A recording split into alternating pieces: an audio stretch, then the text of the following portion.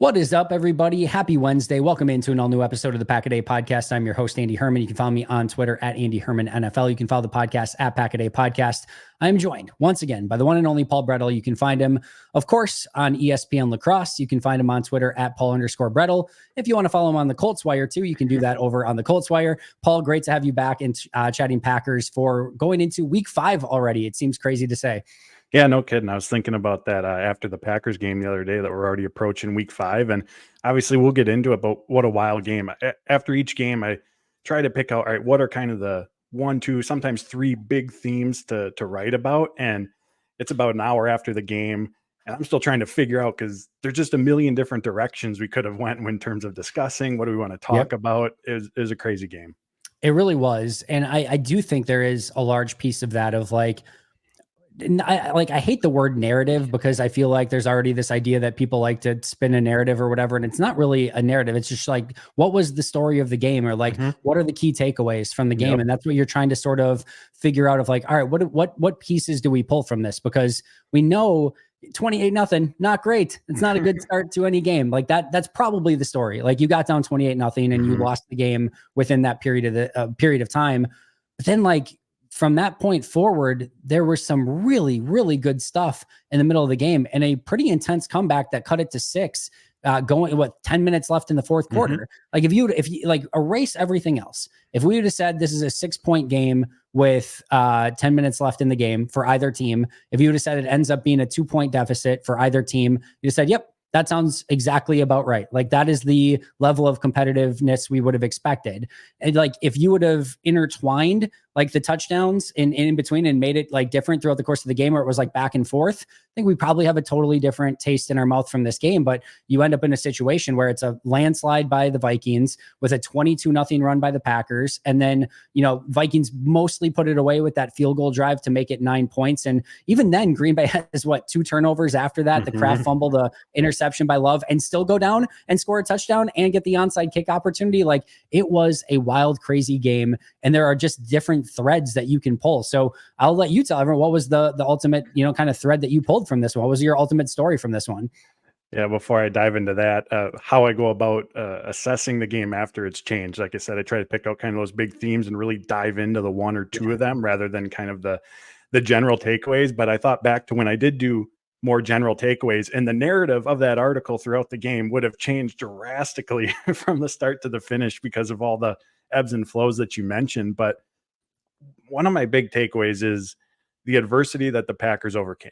And I know that I tend to be a glass half full person. It's how I view the sports world and I think life in general. But I think that there's a lot of good from what we saw from that team in the second half that they can pull from later on in the season. I think I alluded to this last week that every team's going to face adversity. Every team's going to get punched in the face at some point, whether it's be down 10, 15, 20 points, whatever it is, whether the opponent throws something at you that you just did not expect to happen whatsoever. So how do you respond in those moments is one. And also, how quickly do you respond to stop the bleeding, so to speak? We saw the Packers respond. What they didn't do is respond quick enough. They eventually ran out of time, and 28-0 is obviously a massive deficit to overcome.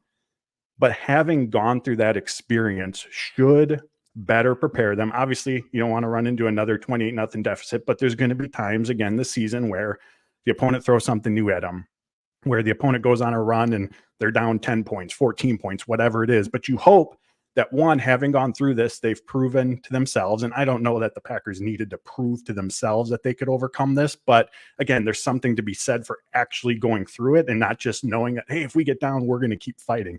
They prove that they will keep fighting. They prove that they can almost overcome, again, a massive deficit. So when that happens again, hopefully not 28-0, but you're punched in the face a little bit, you know how to respond to it a lot quicker. You know how to overcome it because you've been in that moment. What you don't want to happen, and not to say that you don't want to have a really good regular season where you're 13-1 going into week 15, but you don't want that, or even worse, the playoffs, to be the first time that this true adversity hits you, because now where the margin for error for winning and losing is even more small than what it already is, you don't want that deer in the headlights moment. And so the fact that the Packers experienced it, came really, really close to overcoming it, I think is something that could be really, really valuable experiences that again serves them well down the road. Yeah, I'm with you. And I'm a very big believer that adversity and even losses during the course of the regular season are a very good medicine. I think it's a very good learning mechanism. Failure is the ultimate teacher from time to time, and we have seen this team bounce back from that over the last couple of years. They're a hungry team. They want to win. They want to do better. They work hard in practice. We've heard both Matt and Goody talk about it time after time of how these guys are football junkies. It's all they care about. And I think some of these sort of situations are really good fertilizer for their growth moving forward. And they need to learn from it. I think the two things you could tell from Matt, one is exactly that they need to learn from it. He said too many of the same mistakes. That can't happen. Mistakes are fine and you can learn from those, but you have to learn from it. If you don't learn from it and you continue to repeat the same mistakes, then you're obviously doomed to continue to repeat them and have this be your ultimate, this is just who you are then. You're a mistake riddled team, a young team that's not growing, and your ceiling becomes so much lower.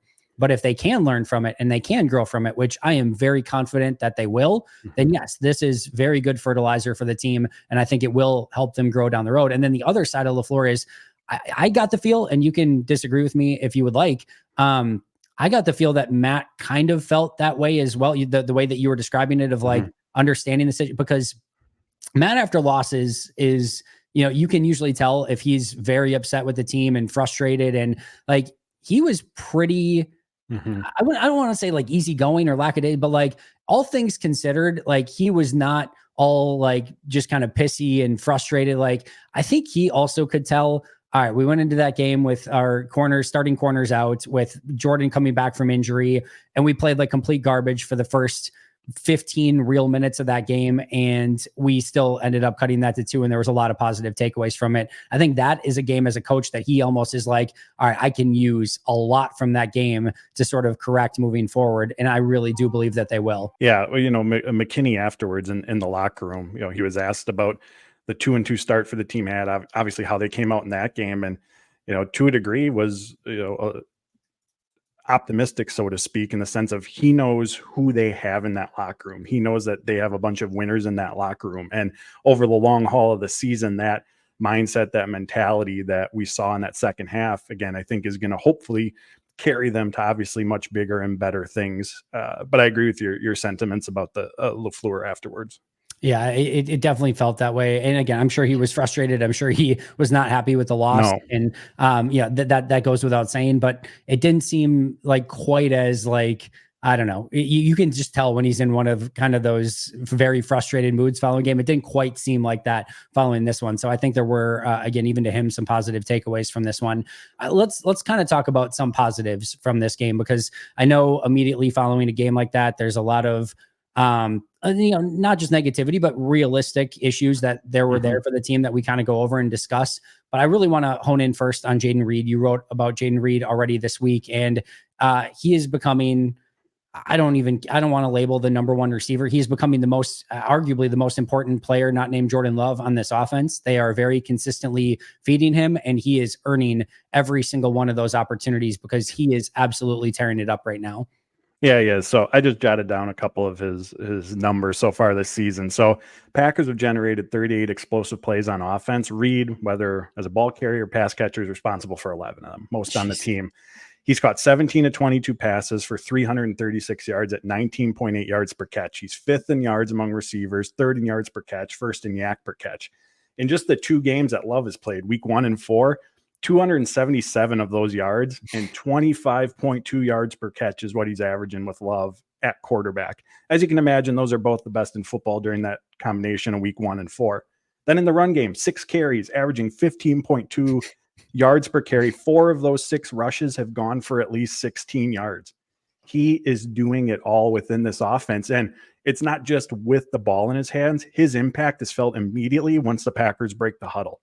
Where they're lining them up. Obviously, most of the snaps are coming from the slot, but they're using them in the backfield. They're using them out wide. They're using them as a motion man, whether that be to give Reed an advantageous look or like a magician, little eye candy. Hey, look over here. Well, the play is actually developing over there. I mean, he is impacting this Packers offense in so many ways, and he's quickly gone from someone who you go, hey, he had a really nice rookie season, to someone who defenses have to know where he's at all times, to where they're going to have to game plan for him and try to decipher how Matt LaFleur is going to use him in this offense. And Jason Vrabel, the passing game coordinator, a couple of weeks ago mentioned that after that first game against Philadelphia, when they'll go out to midfield afterwards, you're talking with guys shaking hands, that the Eagles' Chauncey Gardner-Johnson went up to Jayden Reed and just complimenting him on his play, his mentality, all this stuff. And Vrabel said, when you see opposing defenses coming up and showing that kind of love and respect to an offensive player on the other side of the ball, that means they're really doing something. That means they've really got the attention of that unit. So we see the explosive plays, but again, it's from the time the Packers break the huddle to when the play ends. He is impacting that offense in so many ways. He really, really is. And he is, one, so insanely fun to watch. Two, you mentioned those stats and like how he had, remember, like the 45, 50-yard touchdown called back in week one because there was the extra guy on the field or whatever. Like that could have been another explosive play that, again, he did nothing wrong on that play. He made a big one. It won't go down in the stat sheet, but that was another massive play that he really made as well. And then just the ways that he can win. Like, so many of the receivers that can do some of like the gadgety stuff that he does behind the line of scrimmage, just the handoffs, the jet sweeps, whatever, they don't necessarily always have the jump ball ability and the ability to go and win 50-50 balls down the field. And we saw, first of all, like the first touchdown in this game, end of the first half, the ability to just get that little bit of separation at the end and then get his hands up at the end and like easily catch the pass. Like that is like expert level. Like he's just on all right, he's doing some stuff that like they're two totally different players, but it's the little things that Devontae did at the catch point that always would sort of set him apart. Obviously at the line of scrimmage too for Devontae, but at the catch point would always be special. He's got a little of that as well. And Greg Jennings had that also. And then, again, the ability also to do all the stuff that a Randall Cobb would do, or even to, I think, a larger extent behind the line of scrimmage.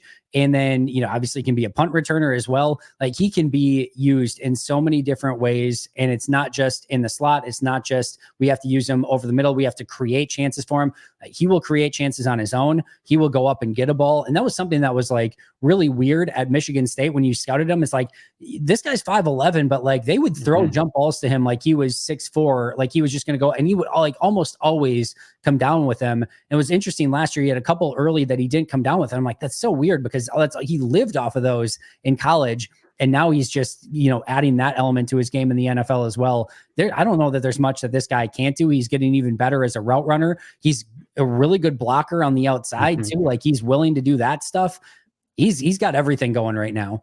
Yeah, he does. That's the other part I missed in all that. The run blocking that we saw, especially in those two games with Malik Willis and the Packers wide receiver room, that we hear them use the phrase, the ball finds good energy. Well, Jayden Reed and Matt LaFleur talked about it on Monday, brings the energy on the field. He's a tone setter, someone who brings the energy off of it. And that juice that he brings on and off the field, the mentality he brings, it's turned it into, as the numbers show, just ridiculous production. Yeah, it really does. And I love that from Matt on Monday of just basically going over how he is just an energizer bunny basically for this team, where he is constantly bringing that. He constantly demands it, and not just in the games, but in practice as well. You need players like that. And I guarantee you that's why a player too, like Chauncey Gardner-Johnson, who is also has that energy to him, I'm sure that's why he's drawn to him. And he's like, all right, that's pretty freaking awesome, and love to see that. So he's been a massive, big time impact player for this team. I don't see it stopping anytime soon. He was the player going into the season where I'm like, when people asked who's going to lead the league or lead the Packers in, complete or receiving yards and stuff like that, was such a hard thing. But like, that's the one guy that they will feature, that they will have a specific role for. They will get the ball to. Again, he has earned it, and he's doing stuff outside of that, and it makes him a very, very dynamic playmaker. I want to jump to the defensive side of the ball and talk about another player that is a ball of energy, that is having a big time impact, that is getting a little bit overshadowed, I feel, because his running mate, Xavier McKinney, is playing out of this world, lights out, first team all pro football with 4 interceptions through 4 weeks. But Javon Bullard is a heck of a football player through the first month of his NFL career. He is bringing the energy as well. What have you seen from Bullard and his impact on the defensive side of the ball?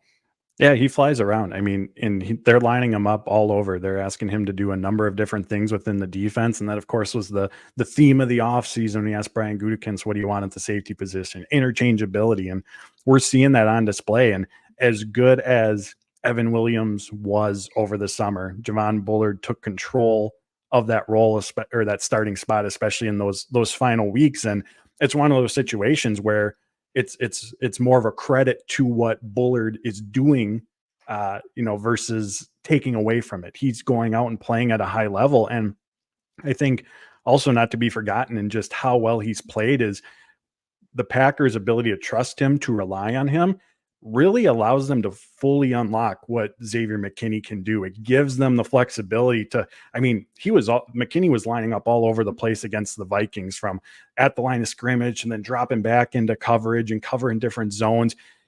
I'm going to guess Jeff Hafley isn't doing that if he is worried about the guy lining up next to Xavier McKinney. So I think obviously that's not going to show up on the stat sheet by any means in terms of Bullard's impact, because of the trust he's built and established in his level of play.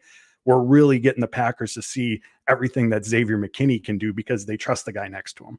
You took the words right out of my mouth, and I am so glad that you brought this up, because one of the things when Adrian Amos came over to Green Bay, I went and watched every snap of Amos from Chicago the year before. I got so excited because Amos was really good in that year in Chicago. I'm like, they're gonna get a really good safety out of this. But as I was watching all those Bear snaps, I'm like, the Bears are going to have a very interesting situation with Eddie Jackson, because Adrian Amos and his ability to be sort of the safe safety allowed Eddie Jackson to kind of go around and make a ton of plays and be a playmaker. And I'm like, they're not going to have that next to him. I wonder how that's going to work out. And then Amos came to Green Bay, and Jackson's career basically kind of just fell off a cliff after that point, and they never really got him going to the level that he was at when Amos was next to him. Now, I'm not comparing Eddie Jackson to Xavier McKinney. Xavier McKinney would be good no matter what and no matter who is next to him.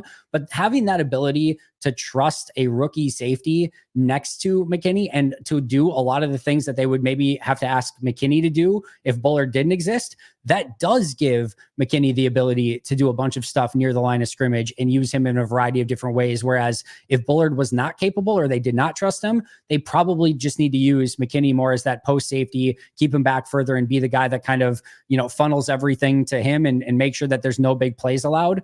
But Bullard's explosiveness, his ability to be safe, not make big mistakes, it has been evident, and it has also unlocked, I think, another level of Xavier McKinney that we wouldn't be able to see if that didn't exist. So I cannot be more excited about Bullard. I could not be more excited about this safety room as a whole, the complete makeover from last year to McKinney, Bullard. And we haven't even seen much of Evan Williams yet, but I think if there ever comes a time where they do need him, he is going to be a really good player as well. So very, very excited about the safety room.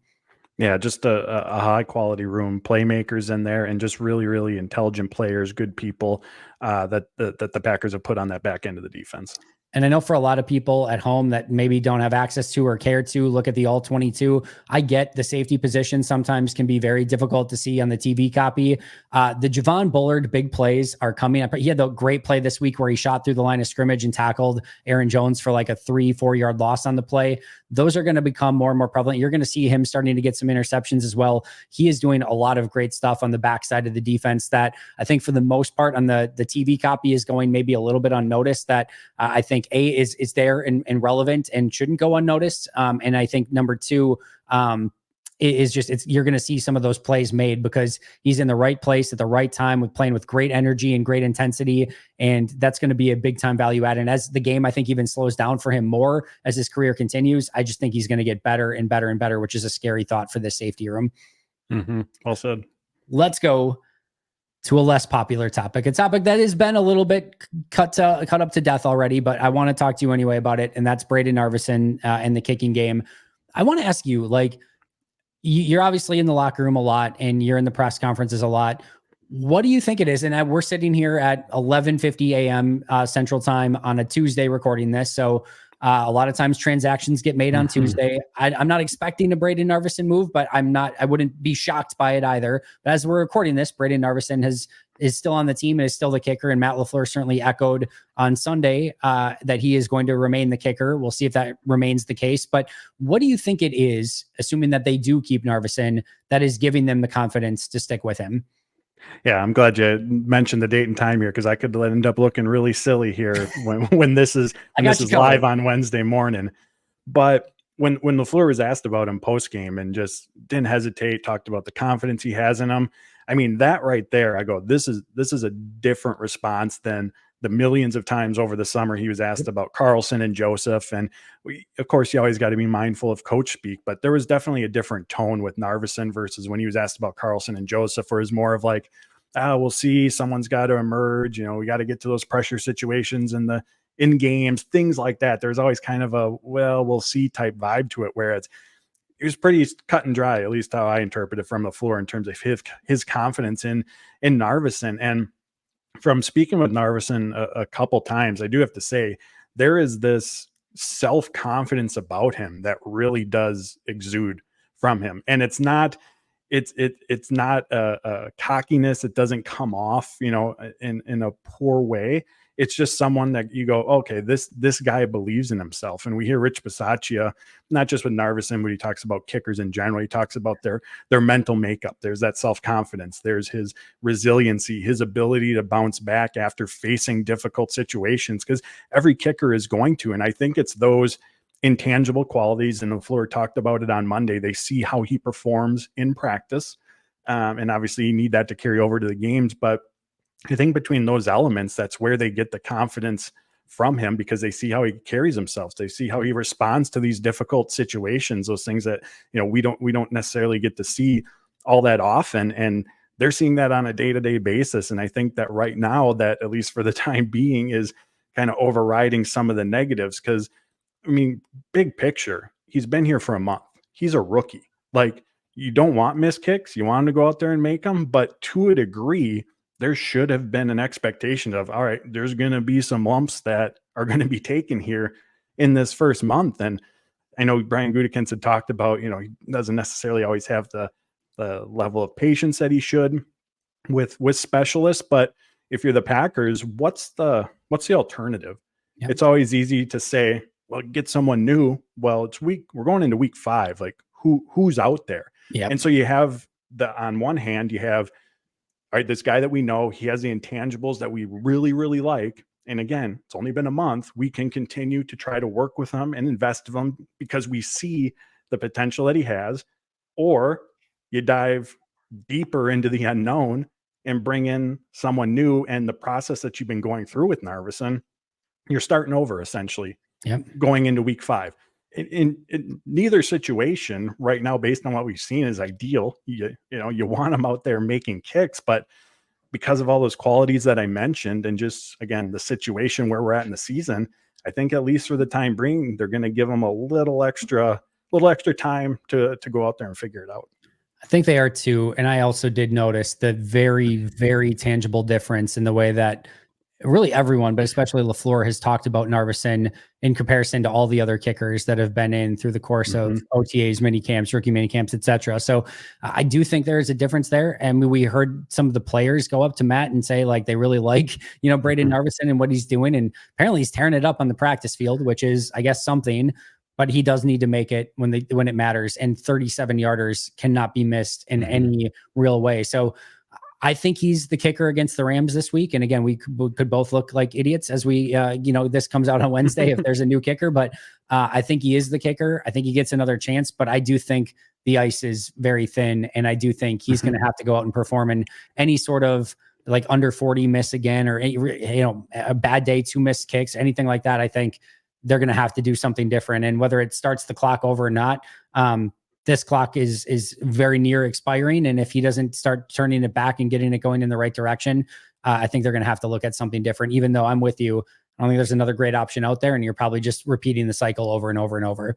Yeah, they just where this team's at, the opportunity that's ahead of them, they just don't have, time is not in their favor. Like, you have to figure this out and get it right, regardless of whether that's cycling through however many more kickers you got to get there, or hopefully, like we said, things turn around for Narveson. But Packers, we know they're in win now mode, and you got to have your kicker for that. And right now they're still trying to find that, whether it's Narveson or whoever it might be. Going to spend the bye week this year studying 2025 free agent kickers and draft kickers. I think that's going to be a high priority, but no, we'll see. Hopefully Narveson can get it together. A couple quick ones for you before we get out of here. I'm going to ask you this one first. We're 4 weeks in. What, if any, changes do you think the Green Bay Packers need to make after watching them for 4 weeks? It's a great question. I think the big one for me, I think, starts with the pass rush. And everything, or so much of the defensive success, not just for the Packers, but for every team, starts with the pass rush, your ability to get after the quarterback. And again, there's a lot of variables in play. There's you're trying to contain quarterbacks like Hurts and Richardson. There's, you smell blood in the water against Will Levis and you can just pin your ears back. And then there's what Sunday was, where you don't have Jair Alexander at the last minute. If you're Jeff Hafley, if you're going to pick a spot where you got to provide more help, it's going to be on the back end. You're relying on 4-man rushes. You give the Vikings a ton of credit for how they handled those rushes with the tight ends, with the running backs. Again, there's a lot of things we can look at, variables that are just part of the game of football that you can look at and go, all right, that's impacting it. That's impacting it. But at the end of the day, we heard so much about this attacking front. You have a lineup that should be extremely disruptive. Kenny Clark, Devontae Wyatt, Preston Smith, Rashawn Gary. We know who's up front there. And so I think that the potential change that I want to see, and I do wonder if LaFleur was alluding to it a little bit on Monday when he talked about, we just got to find that balance, so to speak, of, all right, when are we containing? And then when are we just pinning our ears back and just going and getting after the quarterback? And again, Sunday was a tough task for Jeff Hafley. One, who they're going up against at the receivers, the game plan, however it had to be altered, was on short notice given when Alexander's injury popped up. None of that is ideal, but as the game flow was going on and Sam Darnold just has time after time in the pocket, I do wonder if there just has to be a bit more aggressiveness, for lack of a better term, on Hafley's part in helping to generate those pressures, whether it's you send a blitzer, whether it's more stunts, movement along the defensive line to try to get some favorable matchups. And then two, again, not on Hafley, the players, they got to go out and make plays too. You're paying Rashawn Gary, you're paying Kenny Clark those dollars to go out and make those type of big plays. But I think just a little bit more willingness to, all right, it's not working. We obviously want them to get after the quarterback. They're struggling right now. We got to do something to draw up to get in the backfield. Because again, when you can disrupt the quarterback, everyone else on the defense benefits. However, on the flip side, when you're sending 4-man rushes, even if you got an extra defender in the back, like asking your secondary to routinely have to defend a guy for 4 seconds, it's just not going to end well. So I think manufacturing ways to get pressures, whatever that looks like, I think is one of the emphasis right now for my part moving forward. Yeah, you're spot on. I think that has to be an emphasis moving forward. They just have to be able to get after the quarterback and get them off their spot. And if they don't, it's going to be a long season. To me, I'm ready now. I understand maybe taking a little bit, but at minimum, Edgerrin Cooper needs to be the base linebacker next to McDuffie and Quay.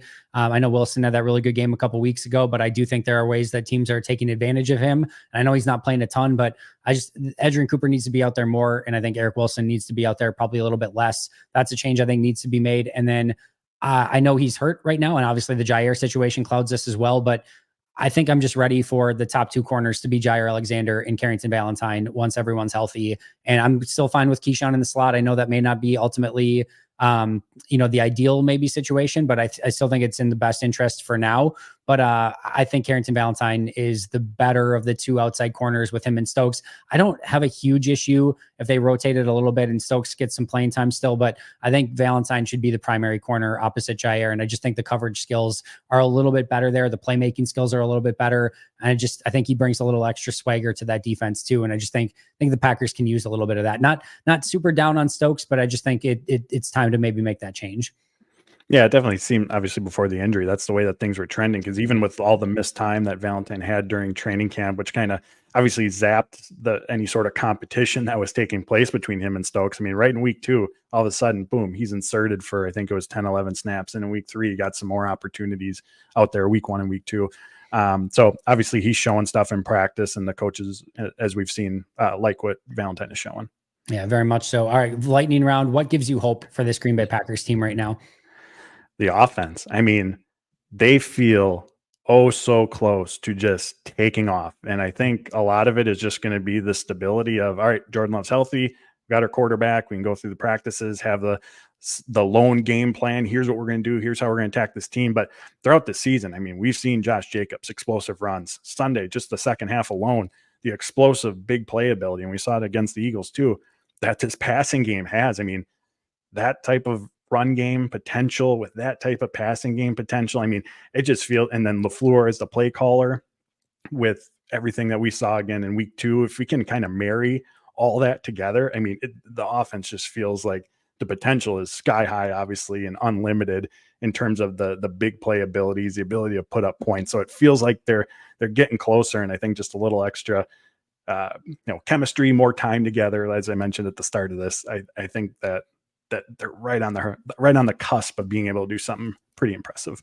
The Packers are tied for 6th in the league in total points, and they've had 2 weeks of backup quarterbacks. And they had a 13, was it not 13? Was it the score against the Colts? What did they have? Like 17? 16 against the Colts, where they should have had way more, if not for the Jacobs fumble. And they've missed, again, how many field goals as well in that? Like, and again, 2 weeks with a backup quarterback, like, and they're tied for 6th in points. And I get one of those was a pick 6 for Jair or whatever, but like still their offense is really, really good. And to your point, and if they click on all cylinders, they're going to be putting up 30 points a game. Like in all seriousness, I think they can be that good. What gives you concern right now? I don't have a huge concern just given where we're at in the season. I think the big thing is the Packers just got to stop beating themselves. I think that's the 2 losses that they have. I mean, that's a lot of what we can point to. And again, not to take anything away, the Vikings offense against the Packers defense right out the gate, a terrific game plan in place. It's like Minnesota knew where the weak points were. They knew when the pressures were coming. They handled the Packers defensive line well. Vikings did a terrific job, but the Packers, the turnovers, the penalties, there's just a lot of self-inflicted wounds that is making everything just a little bit harder right now. And if you can obviously reduce those and everything we just talked about with the offensive side of the ball, we've seen the playmaking from the defense has, again, you see the recipe for success. It's been there. It's been on display at various points throughout these 4 games. But I think the big thing is the Packers just got to find a way to reduce the mistakes. And I think in part it's a product of, it's still a young team in the grand scheme of it all. And I think Matt LaFleur talked about that last week. And so cutting down on those mistakes, I think, is the big thing right now. But again, after all the roller coaster ride that was 2023, I'm not putting that in the concern category at this point. But if I look at, all right, what does this team have to do? I don't see any great, schematic changes. I don't see any massive personnel changes that need to take place. It's just clean up the fundamentals, clean up the technique. And I think a lot of that other stuff it'll take care of itself to a degree. Stop making mistakes, get after the quarterback. You hit on both. And if they can do those 2 things, they're going to be in a very, very, very good spot. Quick look ahead to Packers Rams. What are you watching in this one? I think the big thing, just get off to a fast start. We saw the opposite of that this week. Vikings come out, punch the Packers in the face. They fall behind really quickly. So it's come out, like we just talked about, the mistake-free football, sound fundamentals, technique on both sides of the football. And then again, you have the talent. Just let that do the heavy lifting. Yeah, I'm right there with you. I want to get off to a good start. I want to kind of obliterate this Rams team, quite frankly. I think Green Bay goes and gets on the right track and plays their best brand of football. And I think hopefully, if things go according to plan, I think we could see hopefully a dominant game for Green Bay. It feels like they're really close. And I think I'm really hopeful that this is the game that they can kind of put things together, especially with no Cooper Kupp or Puka Nacua for this Rams offense. All right. Any final thoughts or anything you want to plug on the way out, Paul? We hit on all the big stuff. You can follow me on Twitter at Paul_Brettel and find all my work over at ESPNlacrosse.com. Make sure to go follow him. Again, his work on ESPN Lacrosse is must read every single week. Of course, at Paul_Brettel. You can find me at Andy Herman NFL. You can find the podcast at Pack-A-Day Podcast. That's going to do it for Paul and I. But until next time, and as always, go Pack Go.